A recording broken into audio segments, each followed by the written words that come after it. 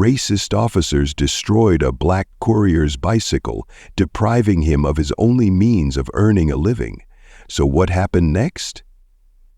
Subscribe, and tell me in the comments where you're watching this from. The first light of dawn crept through the worn-out blinds of the small apartment, illuminating the cramped but tidy living room. It was modest but functional, much like the man who occupied it. Jamal stirred in his bed, rubbing the sleep from his eyes as the sounds of the waking city filtered through the cracked window. He rose quietly, careful not to wake his wife, Nia, who had only just fallen asleep after working a late shift at the diner. Her exhaustion was evident in the way her hand limply rested on the edge of the bed, as if even her dreams carried the weight of their struggles. In the adjoining room, the soft murmurs of his two young daughters drifted out. They were already awake, whispering to each other, their tiny voices filled with the kind of hope only children could muster in a world like theirs. Jamal smiled faintly as he leaned against the doorframe, watching them through the sliver of light. Amara, the older one at 7, was braiding her little sister Layla's hair, a routine they had developed as a way to feel grown up in a life that often forced them to be. "Morning, Daddy," Amara said brightly when she caught sight of him. Layla echoed her small voice still thick with sleep. Jamal stepped into the room, crouching down to hug them both. "Morning, my little queens," he said softly, kissing each of their foreheads. "You two slept okay?" Amara nodded enthusiastically, while Layla rubbed her eyes and asked, "Can we have pancakes today?" Jamal chuckled. Pancakes were a rare treat, reserved for the end of the month when tips and paychecks aligned just right. Today wasn't one of those days, but he didn't have the heart to say no outright. "How about I make the special oatmeal instead?" he suggested, "with cinnamon and a little honey?" Layla pouted for a moment, but eventually nodded, her big eyes still hopeful. Amara squeezed her father's hand knowingly. She was young, but already beginning to understand the unspoken struggles their family faced. Jamal left them to get dressed and headed to the kitchen, where the cupboards were sparse but sufficient.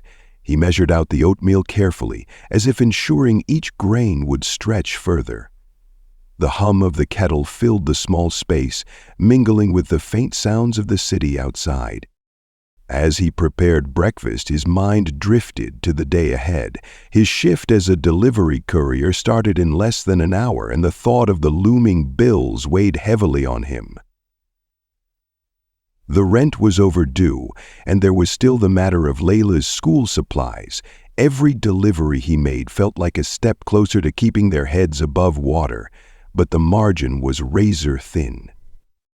After breakfast, Nia stirred, joining the family at the table with a tired smile. Her hair was still tucked under the scarf she wore to work, and the lines of fatigue etched into her face told Jamal everything he needed to know about her shift.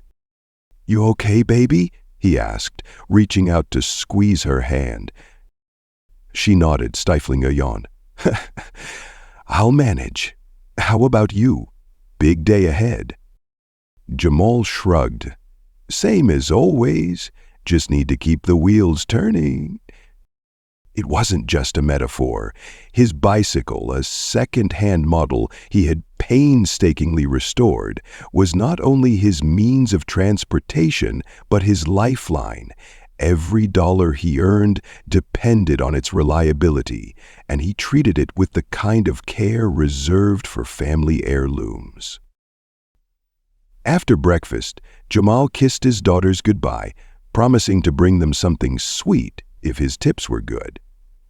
He then stepped into the narrow hallway where his bike was parked, leaning against the peeling wall like a trusted friend. He crouched down to inspect it, checking the brakes, tightening the chain, and wiping the chain clean with a rag. His thoughts wandered as he worked. He remembered the day he'd found the bike at a local junkyard, its frame bent and rusted. It had been a project born of necessity, but as he repaired it piece by piece, it became a symbol of his resilience. When he finally wrote it for the first time, it felt like reclaiming a small piece of dignity in a world that often stripped him of it. Satisfied with the bike's condition, Jamal swung his delivery bag over his shoulder and rolled the bike out onto the street. The morning air was crisp, and the city was alive with movement. Cars honking, vendors setting up their stalls, neighbors exchanging nods. As he pedaled through the familiar streets, the weight of the day ahead pressed down on him.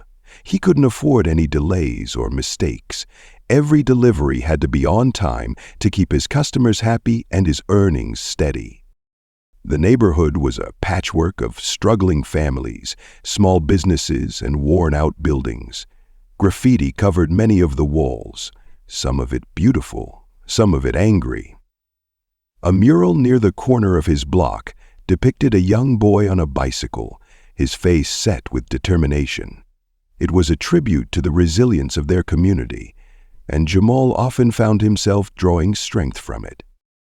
He stopped briefly at the local deli to pick up a delivery order, exchanging pleasantries with the owner, Mr. Patel, who handed him the bag with a sympathetic smile.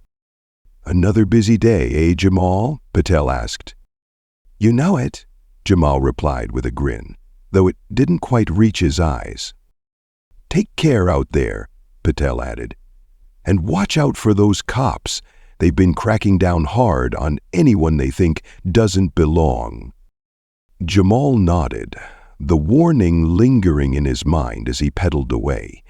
He had always tried to keep his head down, to avoid drawing attention. But in a city like this, where prejudice and power often collided, staying invisible wasn't always enough. As he navigated the bustling streets, weaving between cars and pedestrians, Jamal couldn't shake the uneasy feeling that today would test him in ways he wasn't prepared for. The first delivery went smoothly, as did the next two. By midday, Jamal had found his rhythm, his body moving in sync with the bike as if they were one. The sense of control, of purpose, was a rare comfort in his otherwise chaotic life. But as the sun climbed higher and the streets grew busier, the unease returned. At a red light, he noticed a police cruiser idling nearby. Two officers sat inside, their eyes scanning the street. Jamal didn't recognize them, but their presence was enough to make his heart race. The light turned green and he pedaled forward, keeping his gaze fixed ahead. The cruiser followed, its shadow looming over him like a storm cloud. Jamal tightened his grip on the handlebars, his mind racing with questions. Was this just a coincidence, or was it the beginning of something far more troubling? The day wasn't over yet, but already Jamal could feel the cracks forming in the fragile stability he had fought so hard to maintain. The day wore on as Jamal weaved through the streets, his mind focused on the demands of his job. The weight of his delivery bag pressed into his shoulders, but it was a familiar discomfort, one he had grown used to. He knew every shortcut and alley in this part of the city, every crack in the pavement that could send him tumbling if he wasn't careful. This was his domain, a chaotic, ever-changing labyrinth of traffic and pedestrians, where every second mattered. He had just dropped off an order at a corner cafe and was checking his phone for the next address when he noticed the police cruiser again. It was parked at the opposite end of the street, its lights off, but its presence impossible to ignore. The same officers he had seen earlier were inside, their eyes scanning the area. Jamal felt a twinge of unease, but told himself to stay calm. He wasn't doing anything wrong. He was just trying to earn a living. The next order was in a neighboring district, a slightly wealthier area where the streets were cleaner and the buildings taller. Jamal adjusted his bag and started pedaling. As he crossed the intersection, he glanced over his shoulder and saw the cruiser pulling out of its spot. His chest tightened. They were following him. Jamal kept his pace steady, resisting the urge to speed up. He focused on the rhythm of his pedaling, the feel of the handlebars under his hands, and the hum of the tires on the asphalt. But no matter how much he tried to ignore it, the cruiser's presence loomed behind him, an oppressive shadow that refused to let him go. At the next light, he stopped and placed one foot on the ground to steady himself. The cruiser pulled up beside him, its windows rolled up, but he could feel the weight of the officer's gaze. He stole a quick glance at them. Two white men, one with a shaved head and sunglasses, the other clean-cut, with a permanent smirk etched into his face.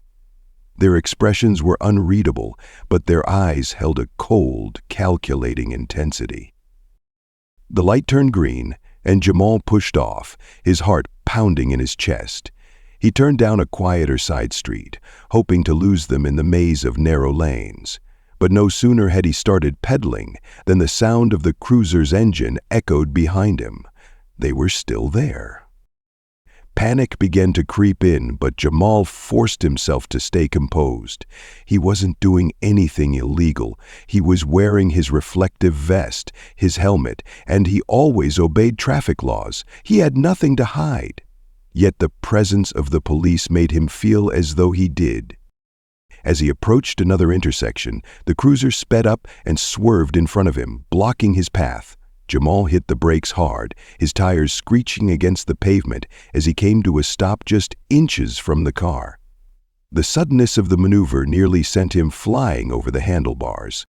Before he could process what was happening, the driver's door swung open and one of the officers stepped out. It was the clean-cut one with the smirk, his badge glinting in the sunlight. "Hey, you!" the officer barked, pointing a finger at Jamal. "What's the rush?" Jamal stayed on his bike, his hands gripping the handlebars tightly. "I'm just working, officer. Delivering food." "Working, huh?" The officer walked closer, his boots crunching on the pavement. "You sure you're not causing trouble out here?" "Oh, sir, just doing my job." The second officer, the one with the shaved head, got out of the car and leaned against the hood, his sunglasses hiding his eyes. He crossed his arms and tilted his head, studying Jamal like a predator sizing up its prey. "Let's see some ID," the clean-cut officer demanded. Jamal hesitated. He had his work ID in his bag, but something about the situation felt wrong. He knew he had to comply, though, so he slowly reached into his pocket and pulled out his wallet. The officer snatched it from his hand and flipped it open, examining the contents. "This all you got?" the officer sneered, holding up Jamal's driver's license and work badge. "Yes, sir," Jamal replied, keeping his voice steady. "That's all I need for my job." The officer tossed the wallet back at him, and it landed on the ground. Jamal bent down to pick it up, his hands shaking slightly. "You know," the officer said, stepping closer, "we've had reports of people riding around here causing accidents. You wouldn't happen to know anything about that, would you?" "No, sir, I always follow the rules. I just deliver food." The shaved-head officer chuckled from his spot by the car. "That bike of yours looks like it's seen better days, that it's not even street legal." Jamal's stomach sank. "It's in good condition, sir. I maintain it myself." "Sure you do," the clean-cut officer said, his tone dripping with sarcasm. He circled the bike, tapping the frame with his baton. "But it's missing a bell. That's a violation, isn't it?" Jamal opened his mouth to protest, but before he could say anything, the officer raised his baton and brought it down on the bike's rear wheel. The sound of metal bending echoed through the street.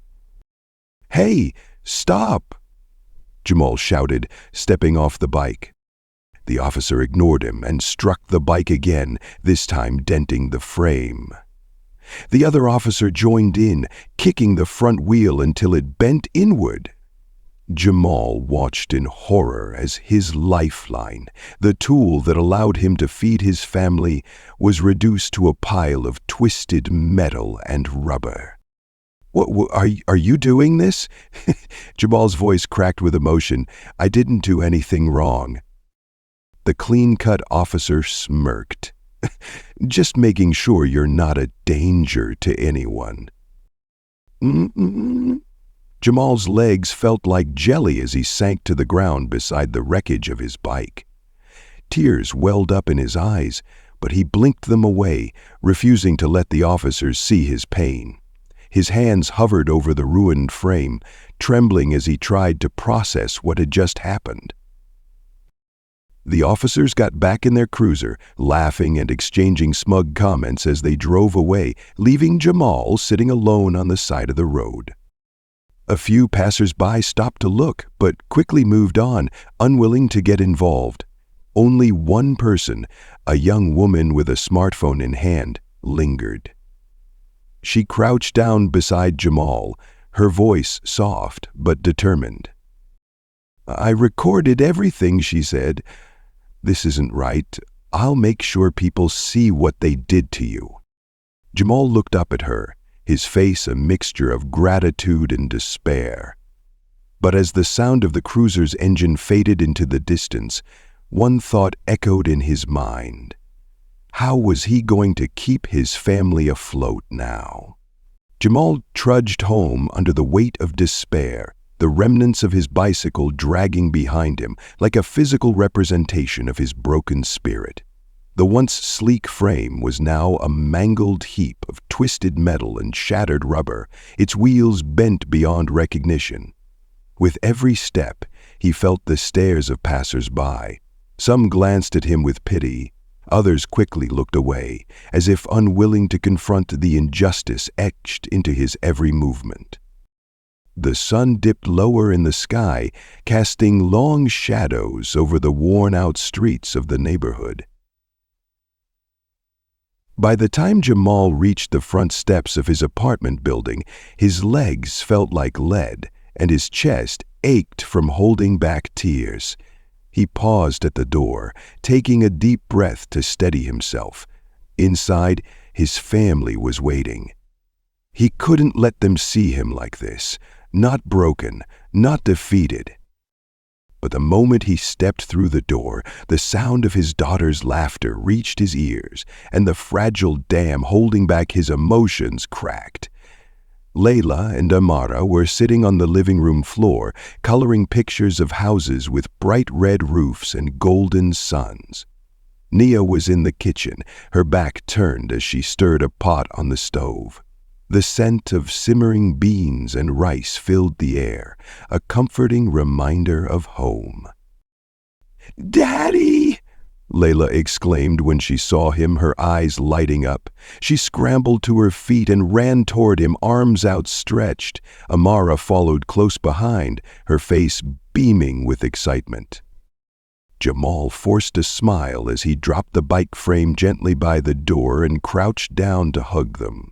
"Hey, my little queens," he said, his voice trembling despite his best efforts to hide it. He held them tightly, as if their small arms could somehow shield him from the weight of the day. "What happened to your bike?" Amara asked, her curious gaze shifting to the broken frame. Layla frowned, her tiny hands clutching his shirt. Before Jamal could answer, Nia appeared in the doorway, wiping her hands on a towel. Her smile faltered when she saw the bike, her eyes narrowing in concern. "Jamal," she said softly, "what happened?" He stood up slowly, his body stiff from exhaustion and tension. "Not here," he murmured, nodding toward the kitchen. "Let's talk in private."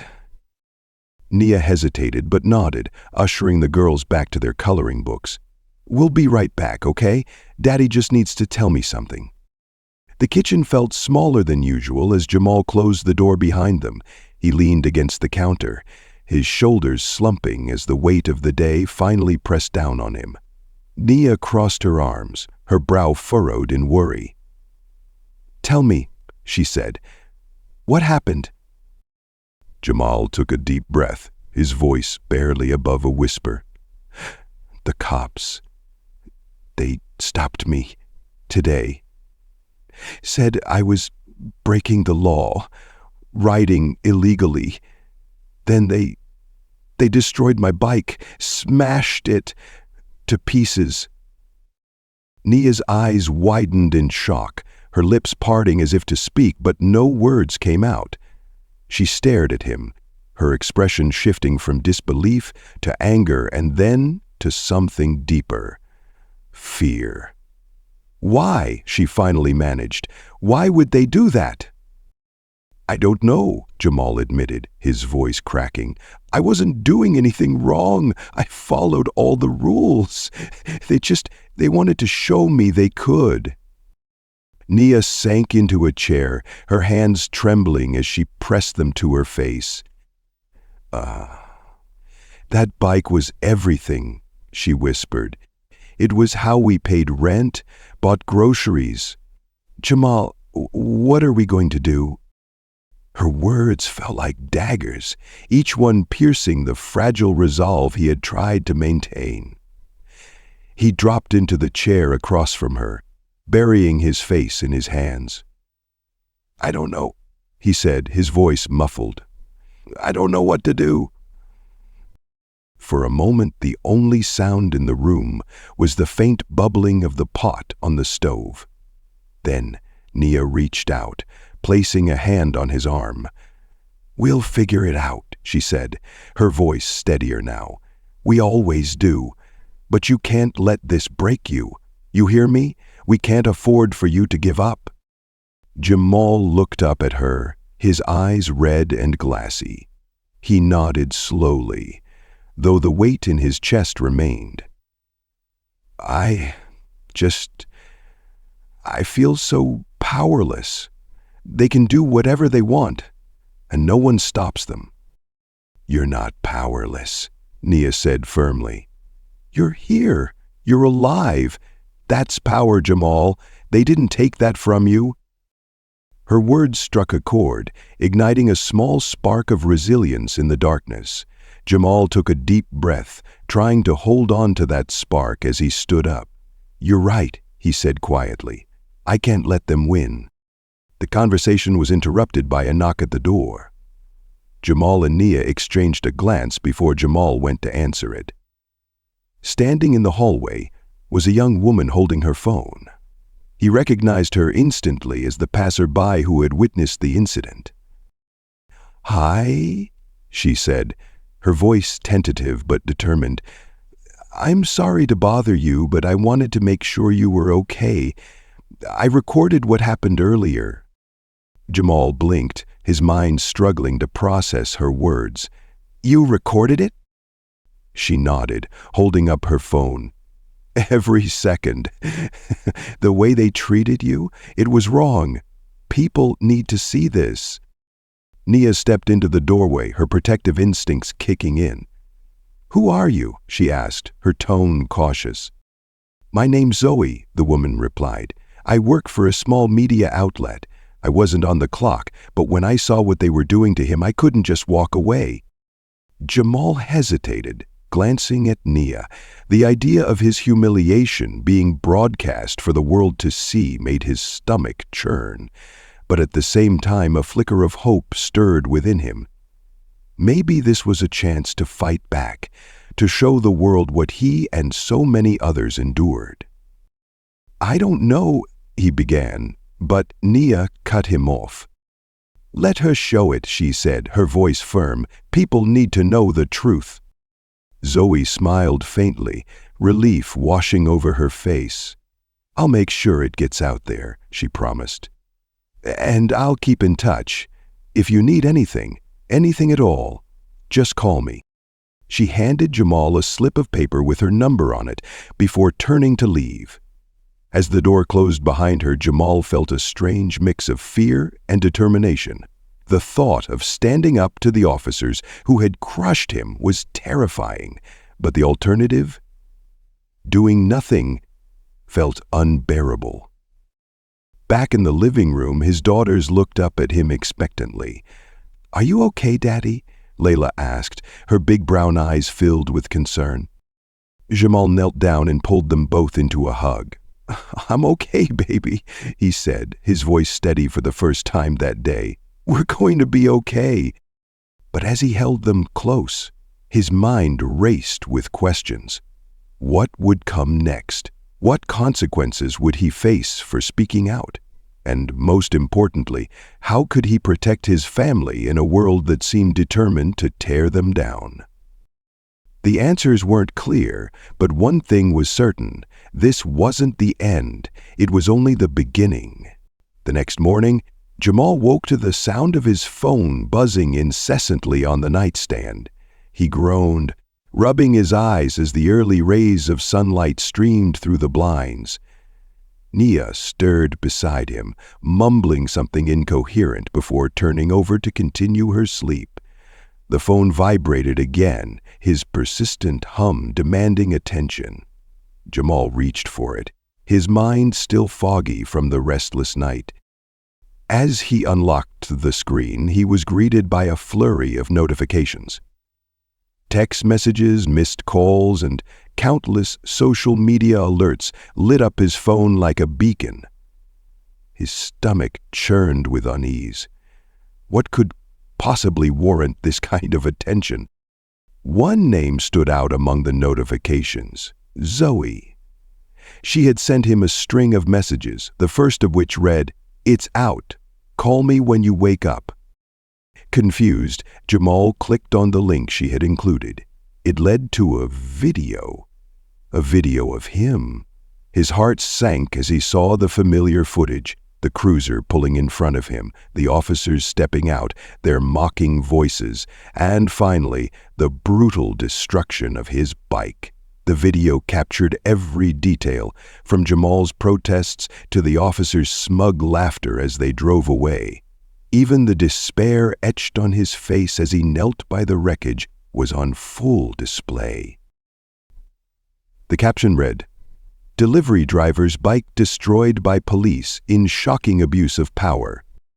It had already been viewed thousands of times, with comments pouring in faster than he could read them.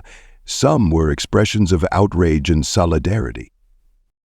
"This is disgusting. Those officers need to be held accountable." "How can anyone watch this and not be furious? Stay strong, Jamal." Others were more cynical, questioning his side of the story. "There's got to be more to this. What did he do to provoke them?" Just another case of someone playing the victim. Jamal's hands trembled as he put the phone down. He didn't know how to feel. Gratitude for the support, anger at the dismissive comments, or fear for what might happen next. Nia stirred again, this time sitting up and rubbing her eyes. "What's going on?" she asked, noticing his troubled expression. Jamal handed her the phone. She watched the video in silence, her lips tightening with every second. When it ended, she looked at him, her eyes a mix of concern and determination. "This could be a good thing," she said cautiously. "People are paying attention. Maybe this will lead to justice." "Or it could make things worse," Jamal muttered. "What if the cops come after us for this? They already showed me what they're capable of."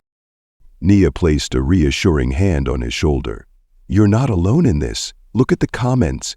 People are on your side. We just have to be smart about how we handle this." Before Jamal could respond, there was a knock at the door. He tensed, his mind immediately jumping to the worst-case scenario. Nia stood and motioned for him to stay seated. "I'll get it," she said. When she opened the door, Zoe stood on the other side, holding a bag of coffee and pastries. She offered a small smile. "I figured you might need a pick-me-up," she said. Nia let her in, and Zoe set the bag on the kitchen table. Jamal stood awkwardly, unsure of how to address the whirlwind she had unleashed. "Why'd you post it so fast?" he asked, his tone sharper than he intended. Zoe didn't flinch.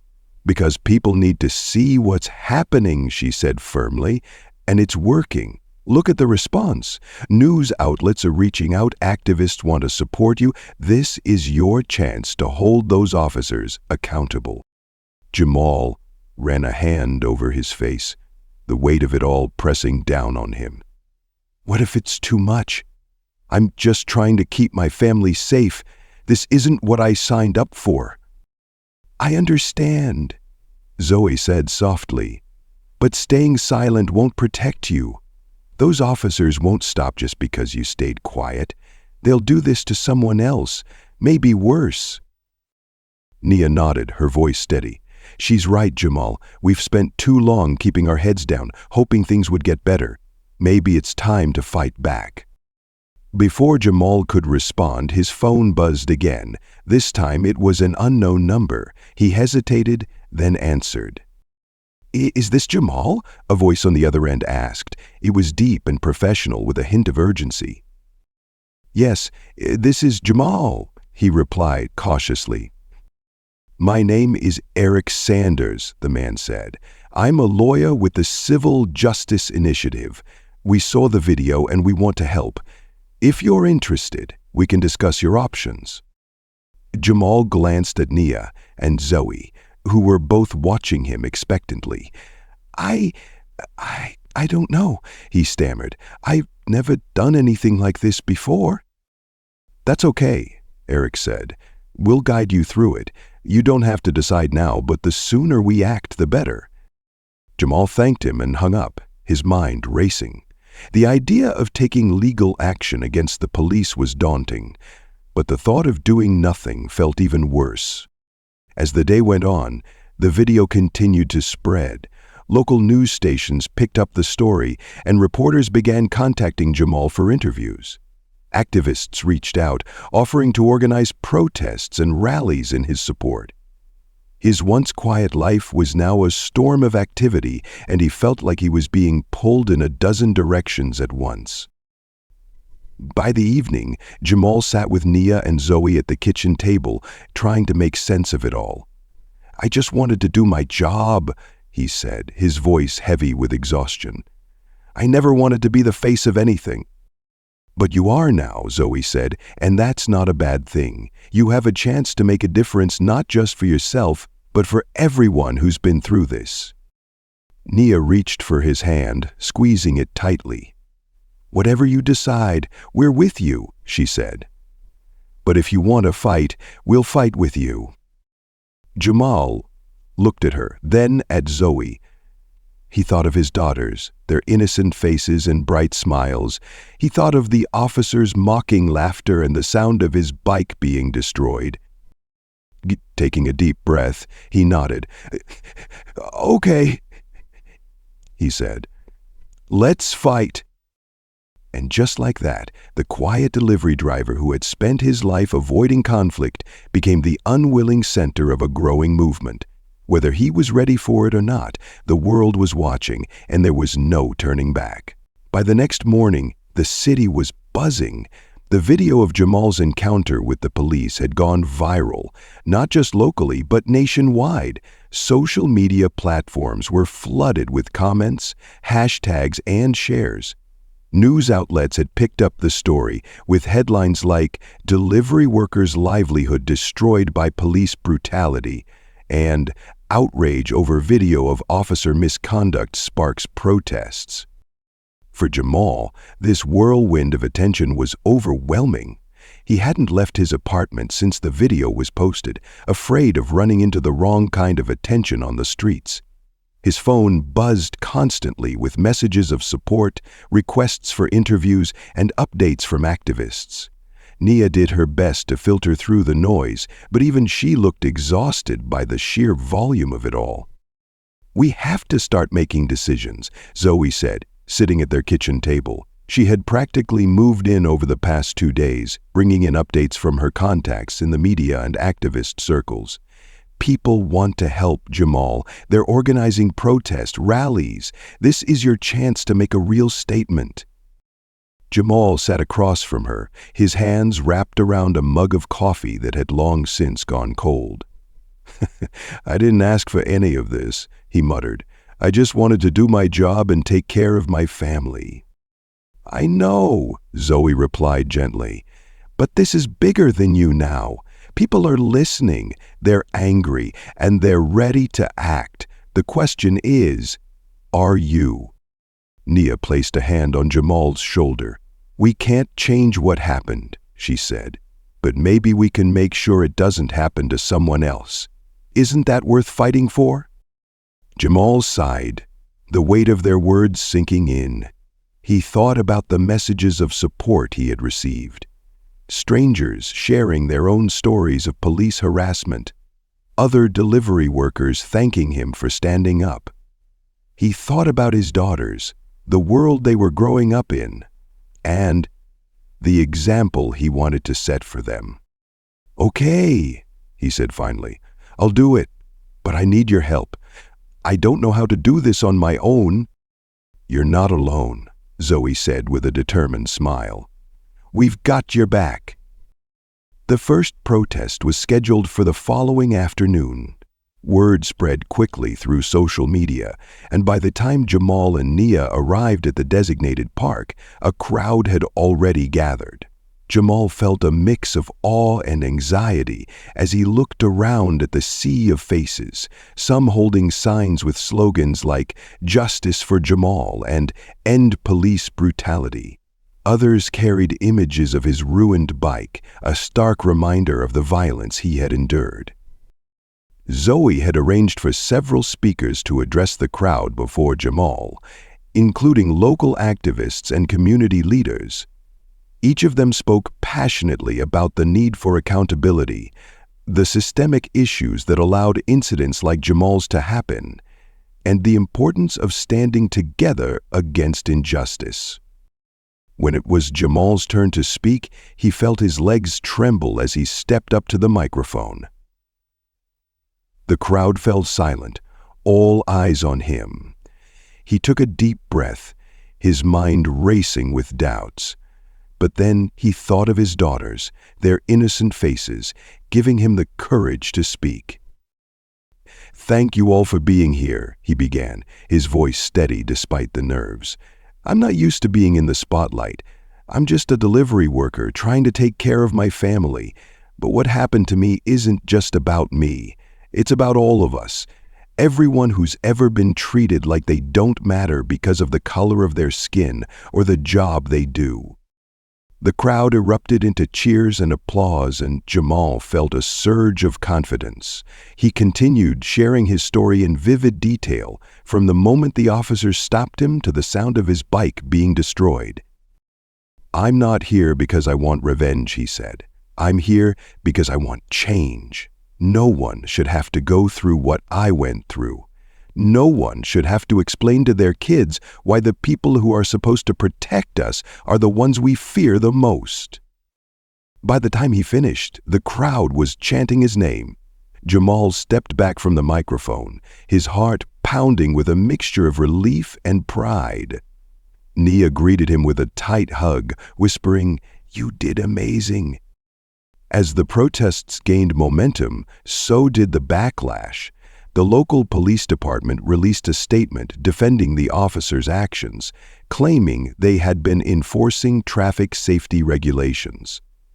The statement further accused Jamal of escalating the situation, a narrative that angered his supporters and fueled further protests. The backlash wasn't limited to official statements. Jamal began receiving anonymous threats, both online and in his mailbox. Messages like, "Drop this or else," and "You're making a mistake," left him on edge, constantly looking over his shoulder. One night, as he and Nia were putting their daughters to bed, there was a loud bang on their front door. Jamal's heart raced as he cautiously approached the peephole. Outside, he saw two men standing in the hallway, their faces obscured by shadows. "Who is it?" he called out, trying to keep his voice steady. There was no response, just the sound of footsteps retreating. When he finally opened the door, he found a piece of paper taped to it. In bold letters, it read, "Keep your mouth shut." Jamal's hands trembled as he crumpled the note. Nia joined him, her face pale with worry. "We should call the police," she whispered. "And tell them what?" Jamal replied bitterly. "That their own people are threatening us. They won't do anything." The incident only strengthened his resolve. He reached out to Eric Sanders, the lawyer who had offered to help, and began the process of filing a formal complaint against the officers. Eric assured him that they had a strong case, especially with the video evidence. As the days turned into weeks, the protests grew larger and more organized. The park became a hub for community members to share their stories and demand change. Activists distributed flyers, collected signatures for petitions, and coordinated with local media to keep the momentum going. Despite the threats and pressure, Jamal continued to speak out.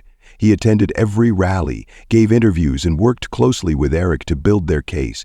Each step was a reminder that he was no longer just a delivery worker. He was a symbol of resistance, a voice for those who had been silenced for too long. But the pressure took its toll. Jamal found himself constantly on edge, unable to sleep or relax. He worried about his family's safety, about the toll this was taking on Nia and the girls. Nia remained his rock, offering unwavering support even as she struggled with her own fears. "You're doing the right thing," she told him one night as they sat on the couch, the girls asleep in their room. "It's hard, but it's worth it. For them, for all of us." Jamal nodded, though the weight of it all still pressed heavily on his shoulders. He knew the fight was far from over, but he also knew he couldn't back down. Too many people were counting on him, and too much was at stake. The protests became a nightly occurrence, each one drawing larger crowds and more media attention. Jamal stood at the forefront, no longer just a victim, but a leader. And as he looked out at the faces of those who stood with him, he felt a spark of hope, a belief that together they could make a difference. But even as the movement gained strength, the opposition grew fiercer. The officers who had wronged him weren't going down without a fight, and Jamal knew the hardest battles were yet to come. The night before the biggest protest yet, Jamal lay in bed, staring at the ceiling. His nerves were frayed, his thoughts an endless spiral of anxiety and doubt. The rally was set to take place in the city's largest park, a space often used for public events and protests. Organizers were expecting thousands to attend, with more media coverage than ever before. It was meant to be a turning point, a chance to demand accountability on a scale no one could ignore. But for Jamal, the weight of it all was suffocating. He wasn't a politician or an activist by trade. He was just a man trying to make ends meet. Now, he was the face of a movement he never intended to lead. Nia reached out from her side of the bed, placing a hand on his chest. "You're going to be okay," she said softly, her voice breaking through the noise in his head. Jamal turned to her, his expression heavy with worry. "What if I mess up? What if this makes things worse?" "You won't," she said firmly. "You've already come so far. Look at what you've done. People are listening because of you." Her words steadied him, if only a little. Jamal took a deep breath and closed his eyes, willing himself to rest. Tomorrow was going to be the most important day of his life. The morning of the rally was chaotic. Volunteers bustled about, setting up a stage and sound system in the park's main square. Banners with slogans like "Justice for Jamal" and "End Police Violence" were strung between trees, and tables were set up to distribute flyers and petitions. Jamal arrived early with Nia and their daughters. He wanted them to see what was happening, to understand why this fight mattered.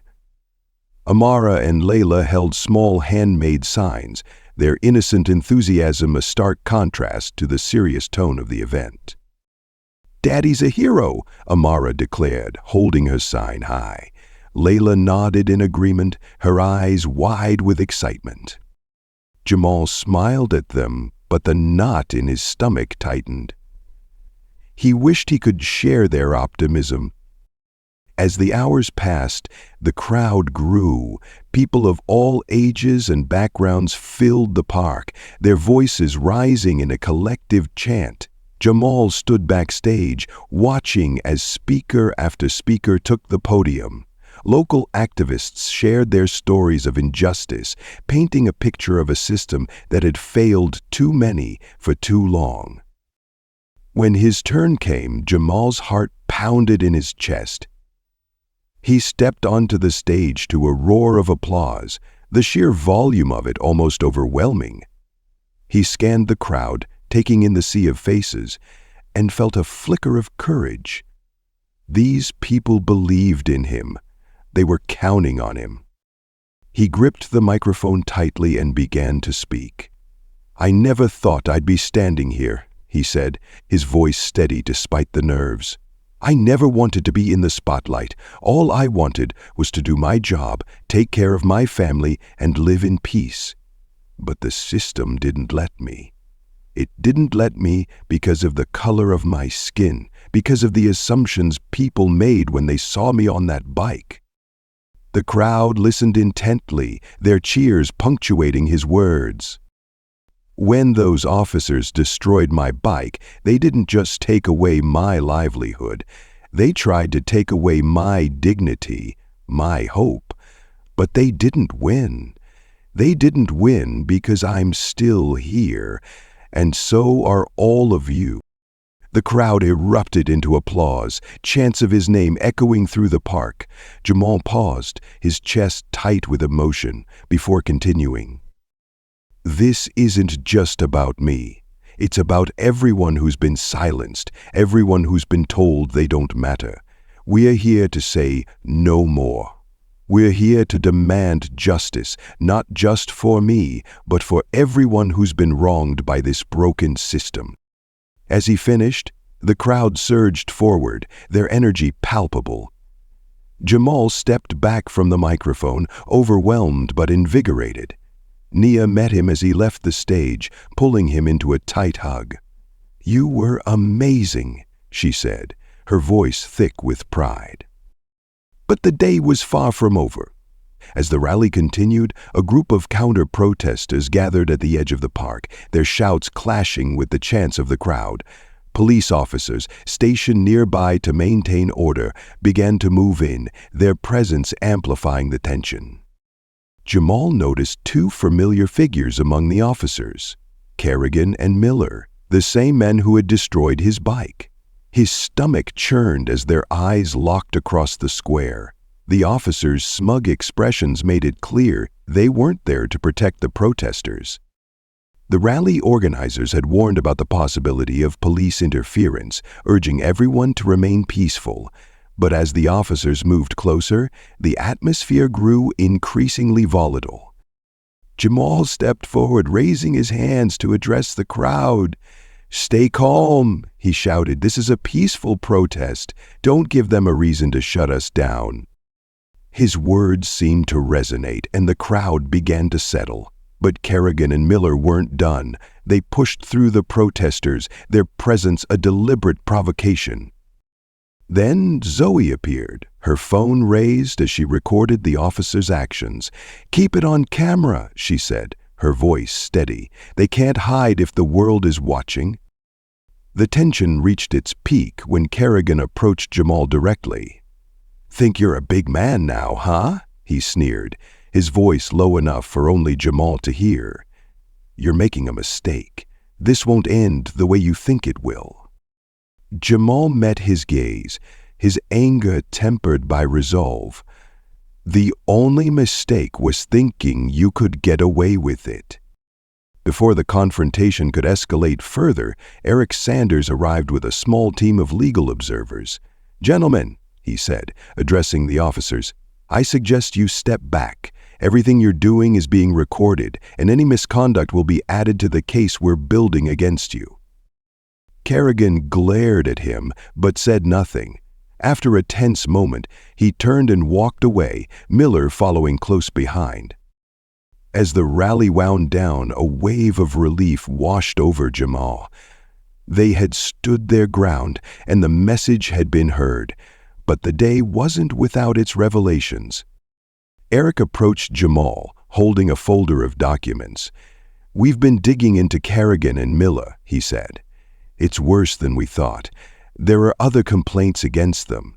Excessive force, racial profiling, even theft. None of it stuck because the department covered for them. But with your case, we have a chance to bring it all to light." Jamal stared at the folder, a mix of anger and determination building within him. "Let's do it," he said. "Let's make sure they never do this to anyone else." That night, as Jamal and his family returned home, the events of the day played over and over in his mind. The rally had been a success, but the fight was far from over. The system they were up against was vast and deeply entrenched. But for the first time, Jamal felt something he hadn't in a long time: hope. The road ahead was uncertain, but he wasn't walking it alone. Together they would see it through to the end.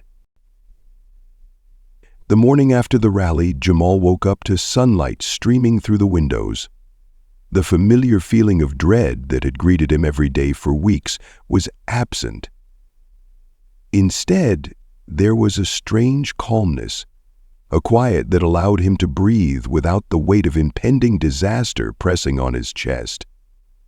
For the first time in a long while, it felt like the tide might finally be turning. Nia was already up, her movements soft and deliberate as she prepared breakfast in their small kitchen. The smell of frying eggs and toast filled the apartment, a comforting reminder of normalcy amidst the chaos. Jamal sat up, rubbing his face and glancing at his phone. A flood of notifications awaited him, as always, but this time he didn't feel the usual wave of anxiety.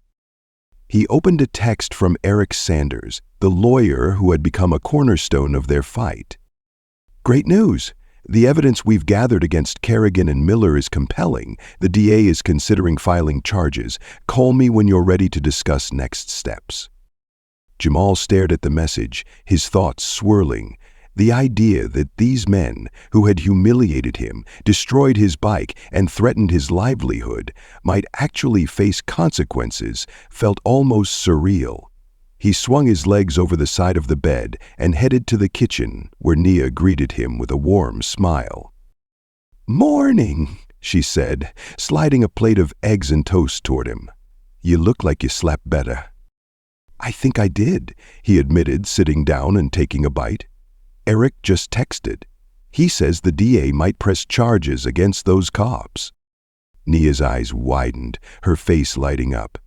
"That's huge, Jamal. All the work you've been doing, it's paying off." Jamal nodded, though a part of him remained cautious. "It's a step, yeah, but we're not done yet. I want to make sure this sticks, that they don't just get a slap on the wrist." "We'll make sure of it," Nia said firmly, her confidence bolstering his resolve. Later that day, Jamal met with Eric at the Civil Justice Initiative's downtown office.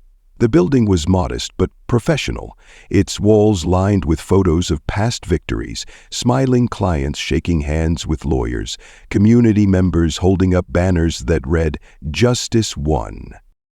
Eric greeted Jamal with a firm handshake and led him into a conference room where several thick files were spread out on the table. "We've got 'em," Eric said without preamble. "Between your testimony, the video, and the other complaints we've unearthed, the case against Kerrigan and Miller is solid. The department can't sweep this under the rug anymore." Jamal scanned the files, his pulse quickening as he read through the evidence. Complaints of excessive force, racial profiling, and misconduct stretched back years, each one a story of pain and injustice. "How did they get away with this for so long?" Jamal asked, his voice heavy with disbelief. "Cover-ups, bureaucracy, and people too scared to speak out," Eric replied. "But your case has brought it all into the light. This isn't just about those two officers anymore. It's about the whole system that protected them." Jamal leaned back in his chair, the weight of it all sinking in. He had wanted justice for what they did to him, but now he saw the bigger picture. This was an opportunity to change more than just his own circumstances. "What happens next?" he asked. "The DA is preparing to file charges," Eric said, "and we're going to file a civil suit against the department for failing to hold them accountable. It'll be a fight, but we're ready."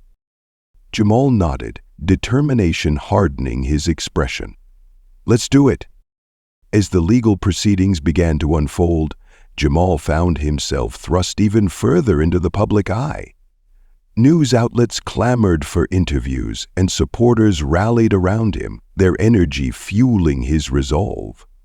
At the same time, the opposition grew louder. Some accused him of seeking attention, of exploiting the situation for personal gain. One evening, as Jamal scrolled through social media, he came across a particularly vicious comment. "This guy's just another grifter looking for a payday. Bet he's loving all the attention." The words stung, but Nia, sitting beside him, placed a hand on his arm. "Don't let them get to you," she said. "You know the truth. That's all that matters." Jamal took a deep breath and nodded. She was right. The fight wasn't about him. It was about everyone who had been silenced, everyone who deserved justice but never got it. The turning point came a few weeks later when the DA held a press conference to announce the charges against Kerrigan and Miller. The officers were being charged with destruction of property, misconduct, and civil rights violations. The news sent shockwaves through the community, sparking celebrations among Jamal's supporters and outrage from those who continued to defend the officers. For Jamal, it was a bittersweet victory. The charges were a step in the right direction, but the fight wasn't over. The civil suit loomed ahead, promising to be a long and grueling process.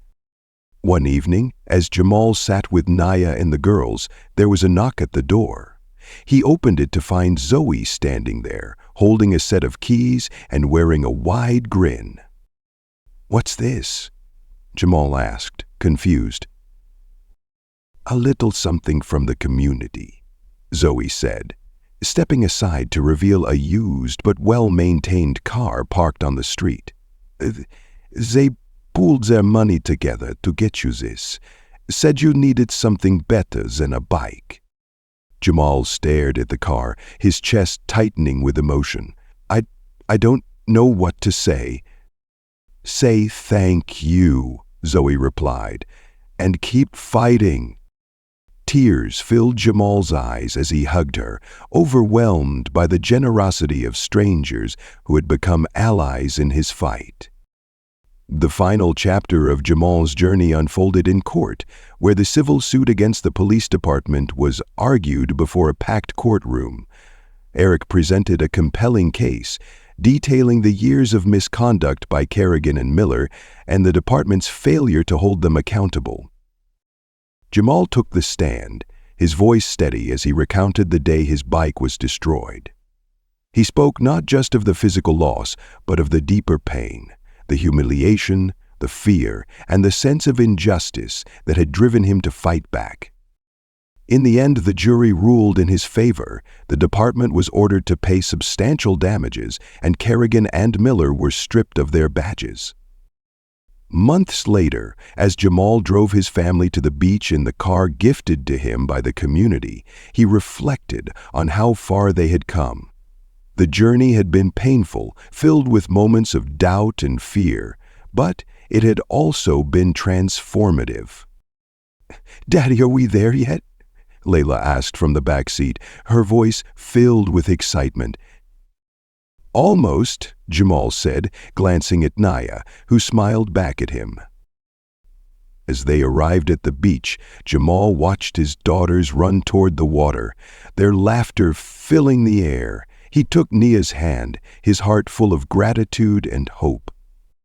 For the first time in a long while, the future felt bright, and though the fight for justice was far from over, Jamal knew he had found his purpose, not just as a delivery worker, not just as a father, but as a voice for change. Together, they had turned broken wheels into a movement that would keep rolling forward, unstoppable and undeniable.